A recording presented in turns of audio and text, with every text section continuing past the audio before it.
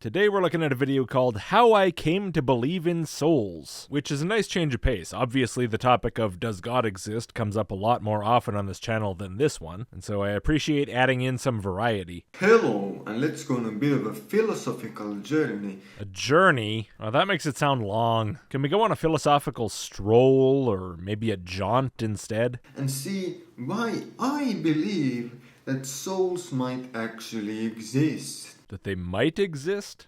You're a Christian, though. We established that in a previous video. I don't think your belief is that souls might exist. Now let's firstly lay some ground rules of the universe in which we exist in. If we look at the laws of thermodynamics, Suddenly lots of jump cuts there around that big word thermodynamics. I don't blame you, that's a tough one. I screwed that one up myself just saying it right now. I cut it out too, you just didn't notice. I probably lined my body up frame perfect to how it was just before the cut, because, I'm mic'd up and speaking right now. Can't you see my mouth wiggling? energy never disappears. It simply changes from where it is. And this in the context of believing human beings have a soul. Oh boy, I have a suspicion where this is going and it's not good. I already think you've probably hopelessly misunderstood something. The same way it seems that atoms and electrons never disappear, they simply change what they're used for. No, that's not true. The energy doesn't get created or destroyed things, sure, that's true. Or at least as far as people know. But for example, there's a reason a neutron star is called a neutron star. It's made of almost nothing but neutrons because the gravity is so high that the pressure becomes so high that the electrons and protons combine into more neutrons. In other words, the atoms cease to be atoms, and the electrons cease to be electrons, and all that's left in the end are neutrons. Another way electrons or protons can be destroyed is if they hit positrons or antiprotons, which are the antimatter counterparts. The first law of thermodynamics is not about the conservation of electrons or the conservation of atoms. It's about the conservation of energy, and the energy from an electron or the energy of an atom can be transformed into other forms without violating that at all. So chair as a concept that we apply to a certain piece of wood can disappear because we can make it into a table instead of a chair, but the actual atoms which the chair is made of never disappeared. They simply changed what they were used for. Well, of course I agree. You can disassemble all the atoms of a chair and reassemble them into some other form, and whatever form that is will no longer meet our definition of what a chair is. And yet, no component of the chair is actually gone from the universe, of course. Of course, you could put the chair under some process in which the atoms themselves are destroyed and turned back into just energy. Of course, in everyday life, that's not what happens, but it's possible. And the only reason I'm clarifying this, even though it might not need clarification, is because I'm not sure if you're clear on it. So I just want to make sure that we're on the same page here. And so we have this rule of the universe that nothing actually disappears. Well, the rule is that energy doesn't disappear. Now, of course, if you convert the entire chair into energy, the energy's still there. But by definition, the chair itself is no longer there. The energy is no longer in any configuration that's anything like the accepted definition of what the word chair means. So the chair is gone, even if the stuff isn't. I assume we agree on that, but I'm also not clear on that. There is no truly going away, there is simply changing what something is used for, but nothing can ever disappear. And when you keep that in mind, you must ask the question, what about our consciousness? Okay, well, your consciousness is not an object like a chair. Your consciousness is an ongoing event. It's an occurrence. Or you could think about it as an enormous number of different occurrences producing one seemingly unified phenomenon. If you want to ask, where does our consciousness go after it stops? It's kind of like saying, if you quit a video game, where does it go? It's a nonsensical question because you're misunderstanding the basic category of what a video game even is. I mean, surely our bodies decay away and the atoms and electrons used for our bodies will get used for the ground then. Sure, let's go with that it all ends up in the ground, if you find that more palatable.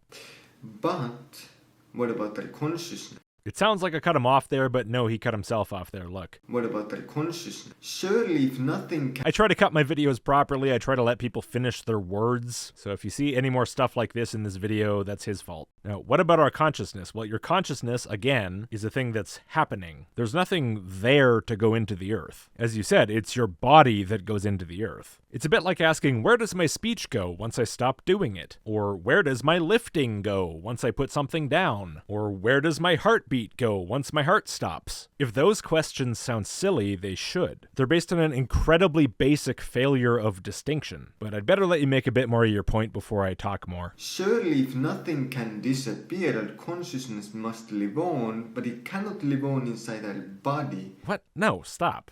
Alright, let's say somehow this weird idea that you seem to have, that your consciousness is some sort of an object, is actually the case. Well, you just said that your chair can disappear by failing to be a chair anymore. You just said your body can be broken down and returned to the earth, in which case it would not be a body anymore. Sure, in both cases the energy lives on, but the chair doesn't, the body doesn't. Why would your consciousness? I mean, obviously it's a moot point because of the enormous category mistake of thinking of consciousness as an object, but what you just said makes zero sense even if it were one. We both agree that if consciousness is a product of physics, whether it's a process or an object, that whatever energy was involved in producing and maintaining that process or object will continue to exist after the consciousness ends or is destroyed. But energy is not consciousness. Energy is energy. Whatever form that energy's in later does not match the definition of consciousness. It's not consciousness. Because our bodies, atoms and electrons get used for other things. So there must be something which clings on to our consciousness and which keeps it going, because nothing can disappear.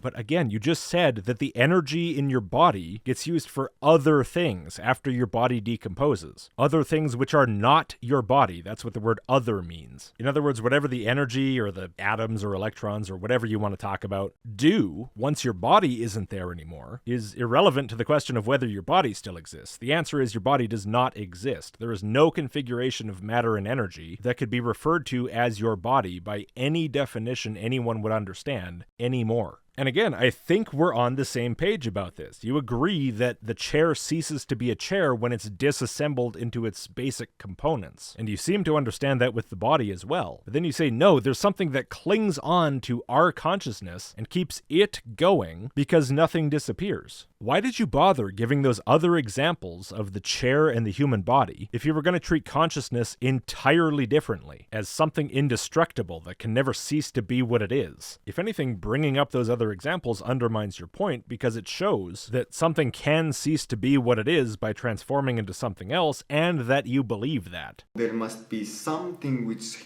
clings on to our consciousness and which keeps it going, because nothing can disappear. And wouldn't that thing be a soul? The weird consciousness clinging thing that keeps consciousness indestructible permanently? Well, you made it up, so I guess you can say that if you want, sure. But you didn't give me any reason to think that consciousness has to keep going, let alone that the mechanism by which it has to keep going is it has some kind of a thing clinging onto it that keeps it from being destroyed. Where in your reasoning did that come from? It's not implied anywhere. Something that even after this body fails, keeps our consciousness alive in an afterlife, in a sense. Look, is the answer for why you believe in souls just you believe in souls? Because you haven't given me any other reason yet. You're kind of jumping right to the end of the argument here, but you haven't laid any groundwork. It's a philosophical journey, right? You can take your time, just slow down, flesh out your argument, make some points. You don't have to be so overeager to instantly get to the destination. Wouldn't that exactly be a soul? Well, let me play back what you said, because there's one part here that confuses me. So there must be something which clings on to our consciousness and which keeps it going, because nothing can disappear.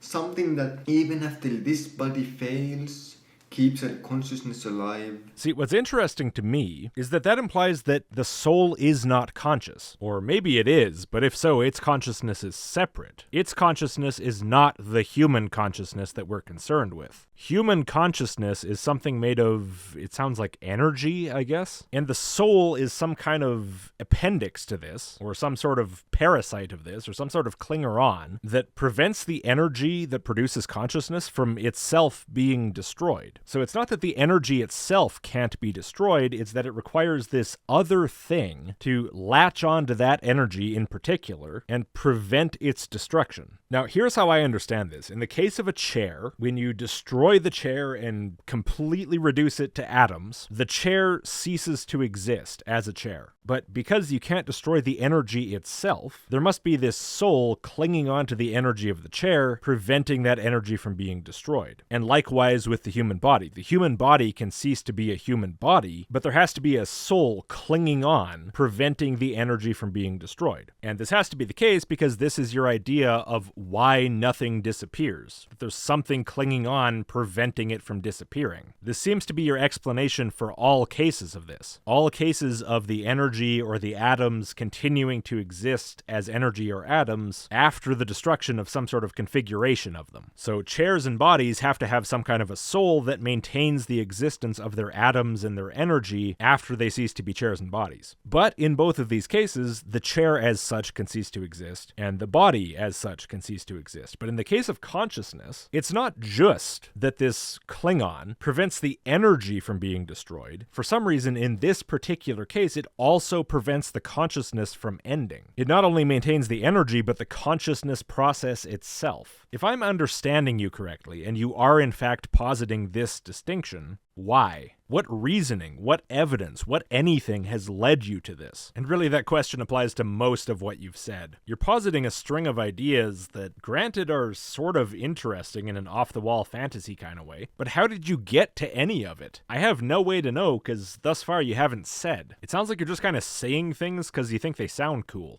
Now you might be saying, well, why should we treat consciousness as an entity of its own? That's one of many why questions I'm asking, yes. And the reason is quite simple. I mean, if we look at rocks are made of identical atoms and electrons, quarks, if you want to go very deep, as we are.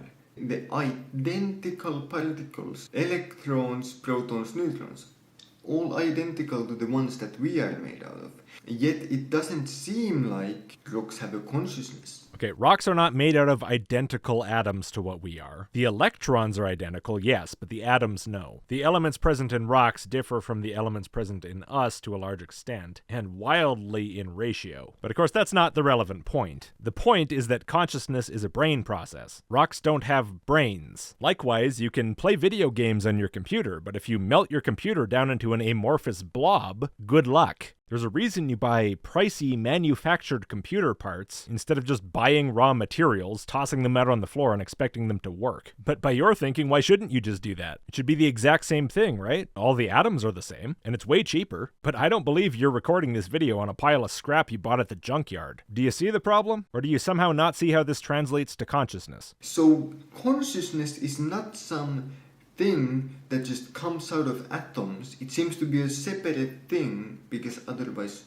all things made of atoms would have a consciousness, right? If consciousness happens in things made of atoms, then all things with atoms would have consciousness. If video games come out of things made of atoms, then all things with atoms have video games. So why'd you bother buying that TV behind you? Just go outside, pick up a rock. It's got atoms. Correct me if I'm wrong. If you can think of a better example, tell me, but I actually think this has to be one of the most blatantly idiotic generalizations I've heard in years. If this was this general rule of the universe that all things made of atoms have a consciousness, yet most people probably wouldn't claim that rocks have a consciousness. Yeah, who claims that all things made of atoms have a consciousness? Panpsychists, I guess, maybe? But they probably would say a rock is conscious, at least in some sense. I don't think you're addressing this to them. Why are you treating this idea that everything with atoms has consciousness as if that's just the obvious thing for the people watching your video to believe? That's an incredibly niche position. So surely it must be a separate entity,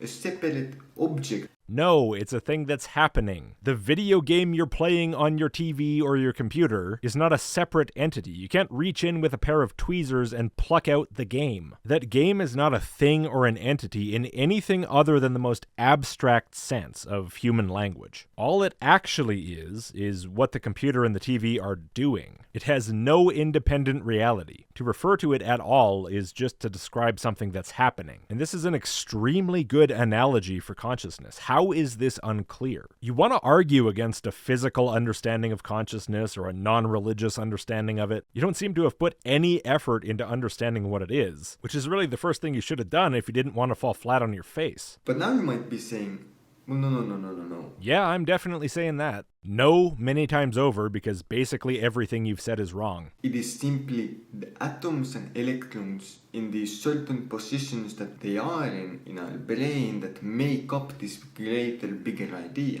Well, no. If you took everything in your brain in a certain position at a certain time, assuming you could actually pin down the position of electrons, whatever, simplify it to a textbook drawing. You take a snapshot at one moment in time of where all the positions of all the things are in your brain. There's no consciousness there. You can't draw a brain map and say, aha, this is the consciousness. If you talked about the movement of atoms and electrons, you would be getting closer, because consciousness is an emergence from certain kinds of changes in certain kinds of systems over time. And so, of course, if you take away any of that, if you take away the system, the changes stop. If you take away the time and just talk about the positions of everything at one point in time, the system isn't doing anything. No changes are happening. Consciousness is not happening. Ordinarily, I would consider this aspect of it to be so basic I wouldn't bother explaining it. But the way you're talking makes me think you actually don't understand. And that's amusing. There could be a possibility. But let's just apply Occam's laser to this. Okay, so in the one case you have a body which has a brain, which we both agree exists, and consciousness is simply part of the activity within that brain, exactly the same as how any other bodily function is activity within any other bodily organ or system. In the other case, you have a body, and then within that body you have an independently existing object, which is a consciousness, I guess made of some unidentified, unspecified something, and then latched onto this consciousness somehow is another thing which keeps the energy in the consciousness from freeing itself from the consciousness and doing other things, and that's the soul. If the goal is to follow Occam's razor and be parsimonious, I'm not understanding how you think what you're doing is more in line with that than what I'm doing. If we take the assumption that there is the immaterial, for example a soul, we have to make only a single ontological commitment. Well, wouldn't that be two? That there is the immaterial and that among the immaterial there is the soul? That's two things. And the immaterial, by which I assume you mean non-physical, is a massive unwarranted assumption. We have experience with physical objects, not with non-physical objects. How would positing those on top of the physical be simpler? We have to make only a single ontological commitment,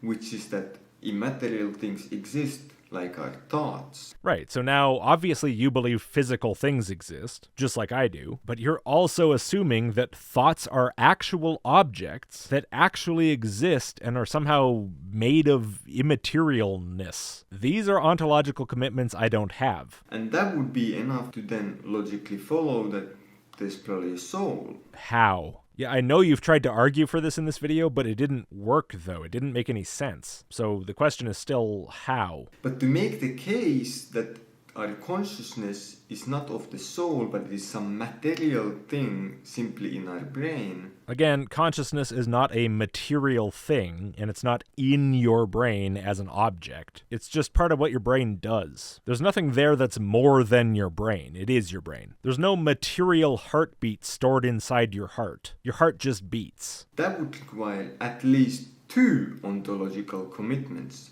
First, it would require that we can trust our senses enough to actually make sure that material things exist. Well, no, not really. It would require thinking there are material things, but that doesn't mean you have to think you can trust your senses and perceive them. These are two different ideas. You can hold one and not the other, although I admit it would be a bit weird. But what a weird thing to say, though. Because the fact is, you and I both think that material things exist. You and I both think the human body exists, that the brain exists. We both hold all those beliefs, and presumably for the exact same reasons. Now, I think I understand basically what you're trying to drive at, which is that the belief in the soul does not implicitly include an acceptance of the reality of the material world. Whereas, if you say consciousness emerges from events within material reality, that rests upon an acceptance of the reality of material reality. And this is one ontological commitment of the idea that consciousness comes from something material, which matches your ontological commitment to the immaterial existing. Okay, maybe that'd be fine in a total vacuum, but remember that what we're doing here is we're using a heuristic, a rule of thumb, to try to direct our investigations of reality in useful directions. We're not in a vacuum. Your understanding of the world does not end with, there's a soul. You accept material reality just like I do. You accept the ability to perceive it just like I do. And the point of Occam's razor is to build further understanding by using what we know already as the building blocks if we can, to avoid making wild, unwarranted assumptions that go far beyond what we already understand. We agree that the material world exists and that we can perceive it. And my view of consciousness makes no assumptions beyond that. Yours does. You assume this entire other kind of reality that's somehow imperceptibly lurking within everything. This is a massive assumption that I simply don't make, and all else between us on this matter is equal. Everything I posit, you posit too. The material world, sense perception, the body, the brain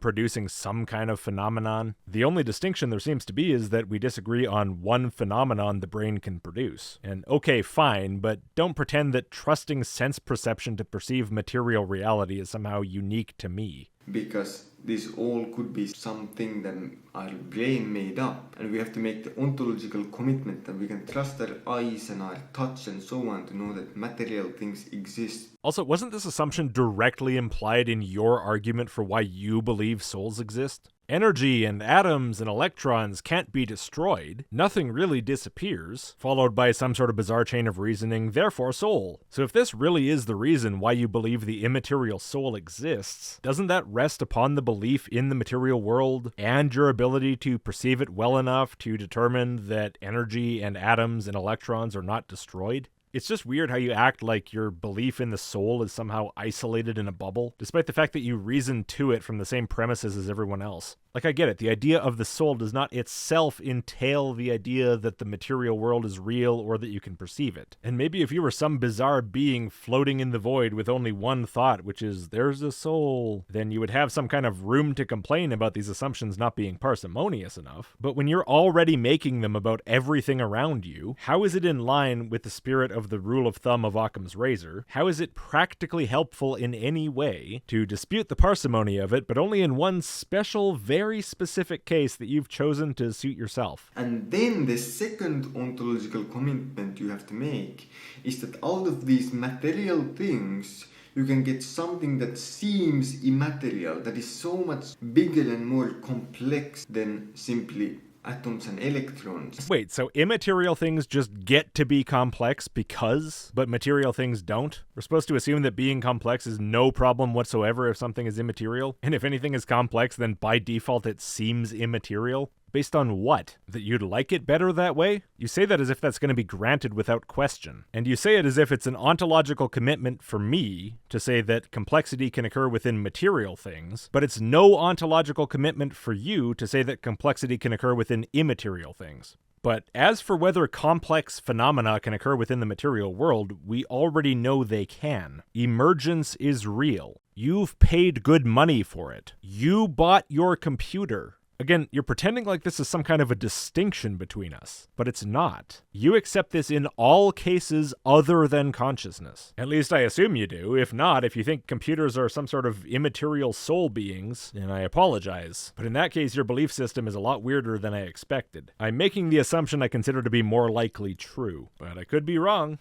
But you seem to accept that complexity can occur within material things, and you accept that it can occur within immaterial things. Yet again, you do end up with more commitments. And your way out of that is just to ignore all of it. Something that you cannot explain with gravity or the nuclear forces. It's interesting that you choose the three fundamental forces that have the least relevance. Gravity, the weak force, and the strong force. Just ignore electromagnetism, that's fine. But yeah, of course you're not going to explain consciousness in terms of fundamental forces. Again, going back to the video game example, if someone asks you how the video game works, you are not going to start that discussion talking about the weak nuclear force. Why would that be your expectation for a process on that high of a level of abstraction? That's absurd. It's so complex, and that could come out of simply material things, and that could be simply material. Complex phenomena occur within material objects, yes. And not just things like consciousness. Really, any macro-scale physical phenomenon is wildly complex, and I don't care how simple it looks to you at a glance. Again, I'm pretty sure this is the kind of thing you would agree to. I don't think this in and of itself is the sticking point. My suspicion is that this only becomes a problem for you when it's applied specifically to consciousness. And also, if you make that claim, you would also have to make the claim that free will does not exist. Well, that'd be a further conclusion you could make based on the idea that consciousness is physical, but that's a different issue. Because then we would be simply limited by the laws of nature, and they would deterministically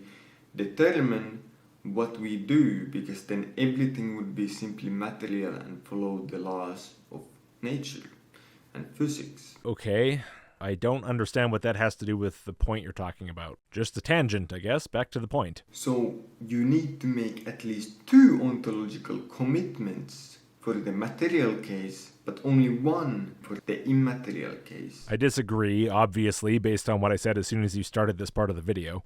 You know, it seems to me that you haven't really internalized the point of Occam's razor. It's just a useful little thinking tool, a little thing you can run through your head to check if maybe it seems like you're on sort of the right track. It's a very practical, real-world kind of thing. All this stuff about which ontological commitments are implicit in this or that idea in a vacuum with nothing else about reality involved, and taking no other aspects of your current understanding into account, completely defeats the purpose. You're turning something that's often, but of course not always, a fairly useful heuristic into useless philosophical wankery. And so, according to Occam's razor, it seems more likely that there is the immaterial, that there is a soul. And so when it comes to it, it seems very probable that an immaterial soul exists, which keeps our consciousness alive, because once again, nothing can truly disappear. Right, again, so there's some sort of immaterial reality. There's a soul that exists as part of the immaterial reality. There's an actually existing, alive consciousness. And there's a something of which the consciousness is composed. And that something cannot disappear or be destroyed, which, as you said at the start, is based on the first law of thermodynamics, which is based on the acceptance of the reality of the material world and the ability to perceive it through the senses. These are the ontological commitments in what you just said. There might even be more that I haven't noticed, but those are the ones that jump to my mind. You are not the weird entity floating in a vacuum with only one belief. So what was the point of that entire digression back there? It served no purpose relevant to the actual reality of the situation under discussion. Occam's razor is supposed to be useful. That's what it's for. Why use it in ways where it can't possibly be useful at all? And if nothing can truly disappear, then our consciousness cannot disappear if it is an entity of its own. Which I don't think it is. Which it seems to be. No, it doesn't. Of course, there is a slight possibility that it is not, and it is simply the construct of our brains. Okay, well, that's at least closer to something your opponents might actually think. You know, I gotta wonder, who is this video supposed to be for? Is this supposed to be for Christians? Like, maybe it'll do something for them, but you're not winning anybody over with this because your argument is addressing somebody who, okay, may exist out there somewhere, but is so rare it'd be like finding a unicorn. What was the point of this? That make us think that this thing exists, but that doesn't seem likely, at least according to Occam's razor. What? I don't see how Occam's razor either used normally or used your way implies that. Not that Occam's razor is supposed to be some kind of endpoint of reasoning. It's supposed to be a helpful way to start. But hey, I'll let you be the judge. Guilty! Do you think we have souls? What do you think I think? Is this something to think about?